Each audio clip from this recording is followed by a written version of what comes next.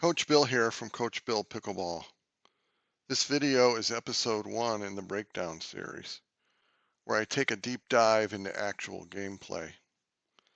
This episode is the 10 steps of the doubles pickleball shot making process. The basic shot process is to get it back over the net and inbounds without faulting. As your pickleball game advances, understanding everything that goes into getting that ball over the net can help you on both offense and defense. Let's get into it. Step number 1 is to anticipate where your opponent will likely hit the ball. This starts as soon as you hit the ball. The general rule is expect the ball back from your opponent to be fast-paced and in your direction. If you're expecting a hard hit ball, it is much easier to adjust if the shot they hit is slower, because you'll have plenty of time to do so. First, I'll let the clip of one of our duper games run all the way through in real time. Next, we'll slow it down so I can break this down. Mike starts with a backhand dink to Drew's forehand. Drew responds with a dink down the line to Mike's forehand. This is a common pattern for setting up the Ernie. Anticipation is knowing what is going to happen before it actually happens. You see here the anticipation on Drew's part. He is making his move to start the Ernie even before Mike is hitting the ball. How does Drew know that Mike is going to dink the ball up the line? There are two things that helped with this shot anticipation.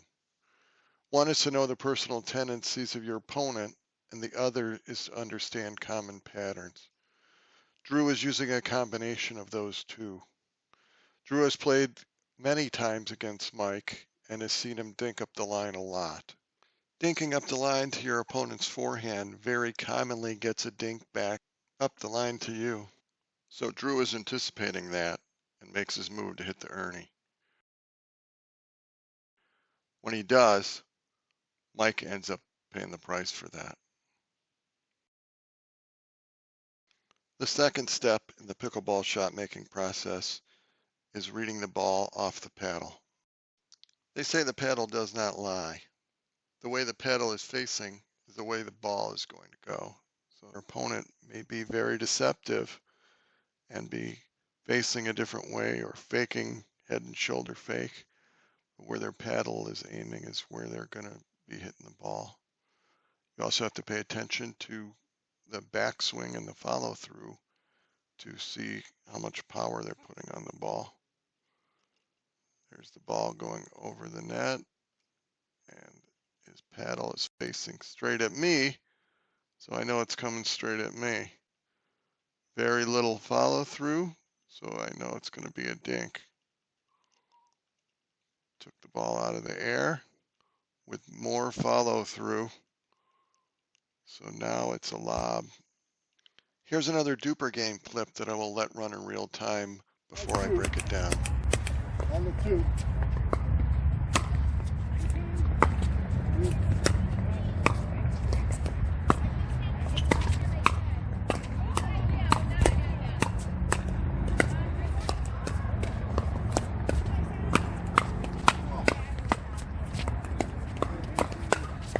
Third step in the process is to decide where the ball will land and the path it will take. So in this example here, reading the ball off of Mike's paddle, what I'm doing here is, in my mind, as soon as it hits the paddle, I have to see where that ball is going to go and the path that it's going to travel to get there. The next thing I need to do, step 4, is the ball in or out? So let's go back. I can see there's not a lot of power on this, so it's definitely going to be in the court. Step 5, is it to me or is it to my partner? In this case, the ball is headed more in my direction, So it is to me. So number 6 in the process is to call the ball. So I'm going to say me in this case because it's coming to me. And if it was coming to my partner, I would call you. So since I called it for me, now I need to go to the spot where it's going to land and prepare to hit it. And I'm going to move to that spot. Next step is, can I take the ball out of the air? So in this case, I would have had to stretch and move too far in order to take it out of the air. So I'm deciding to let it bounce. The 9th step is the ball attackable? In this case, it bounced and it didn't bounce super high, so it's above the net level.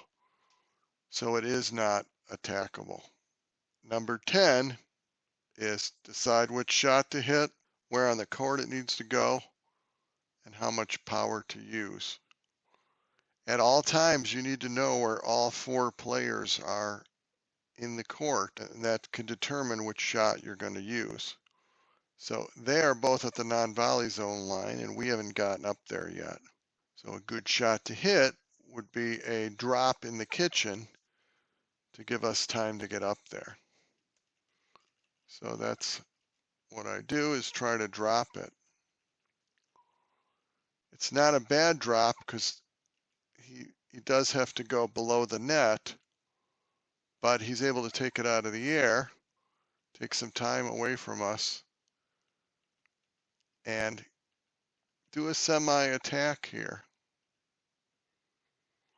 Same thing again. I'm going through all the steps. I read the ball. I decided where it was going to go. I decided the ball was in. I decided it was to me. I called the ball for me. Now I'm moving to the spot to prepare to hit the ball. Is the ball attackable? Since I had to stretch, not really. So again, I am trying to drop it into the kitchen. It's almost the same shot. He's able to take it out of the air. So he's able to do a semi-attack here.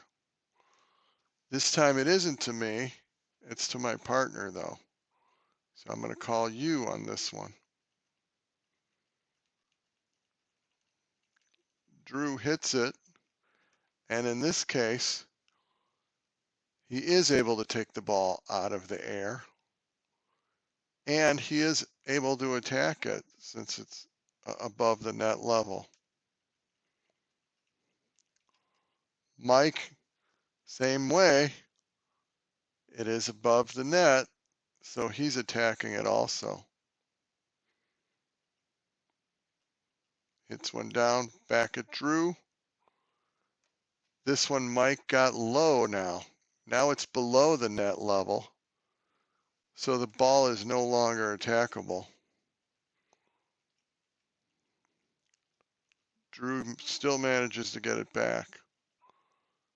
And then Mike attacks again.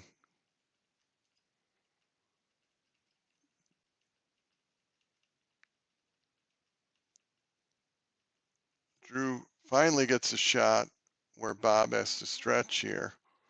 So he's unable to get a lot of power on it and attack.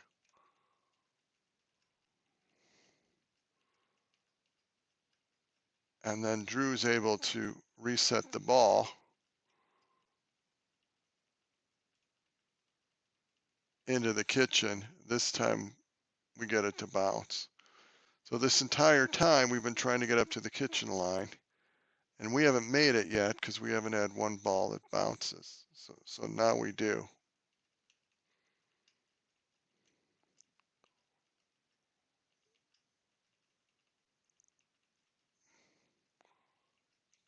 Bob still decides to attack in between us.